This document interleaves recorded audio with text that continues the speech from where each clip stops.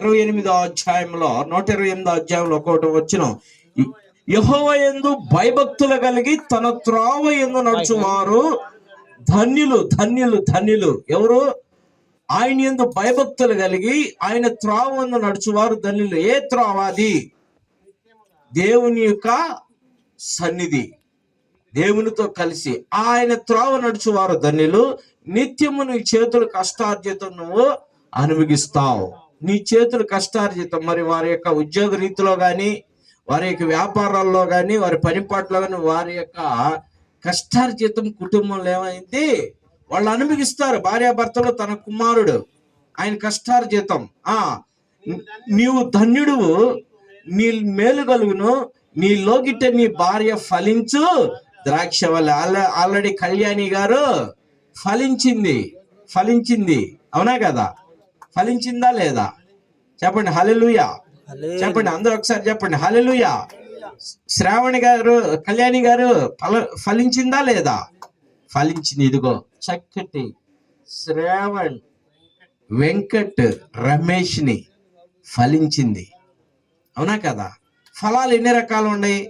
4-5 రకాలు ఉన్నాయి.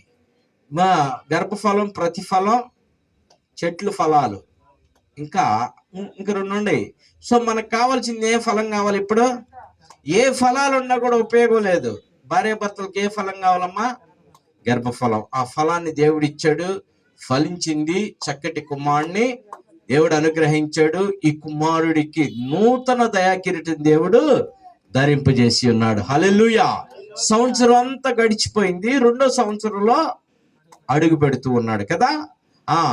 నీలోగిట నీ భార్య ఫలించు ద్రాక్షావళి. ఇప్పుడు వీళ్ళిద్దరికి కావాల్సింది పాయింట్ ఇది. ఈ పాయింట్ ఏంటంటే, చదువు, నీ భోజనపు బల చుట్టూ నీ పిల్లలు ఒలీవ మొక్కల వలె ఉంటారు. నీ భోజనపు బల చుట్టూ నీ పిల్లలు ఒలీవ మొక్కల వలె ఉండాలంటే యెహోవా యందు భయభక్తులు కలిగి ఉండాలా కదా. నీ భోజనపు బల్ల చుట్టూ నీ పిల్లలు ఒలీవ మొక్కలంటే, ఏ తల్లిదండ్రులకైనా వారి యొక్క పిల్లలు ఎలా ఉండాలని కోరుకుంటారు? పచ్చగా ఉండాలి, చక్కగా ఆశీర్వాదం కలిగి ఉండాలి, ఆయుష్ని కలిగి ఉండాలని కోరుకుంటారు. మొక్కతో ఎందుకు పోల్చాడంటే దేవుడు, ఒలీవ మొక్క దానికి ఒక ప్రాధాన్యత ఉన్నది. ఒలీవ మొక్కకి మరణం లేదు. అందువల్ల ఆ మొక్కలతో నిన్ను, నన్ను, మనలందరినీ కూడా దేవుడు పోల్చాడు. నీ భోజనపు బల చుట్టూ నీ పిల్లలు ఒలీవ మొక్కల వలె ఉంటారు. వీళ్ళు హ్యాపీగా ఆ పిల్లలను చూసుకొని సంతోషంతో, ఆనందంతో తల్లిదండ్రులు ఏం చేస్తారు?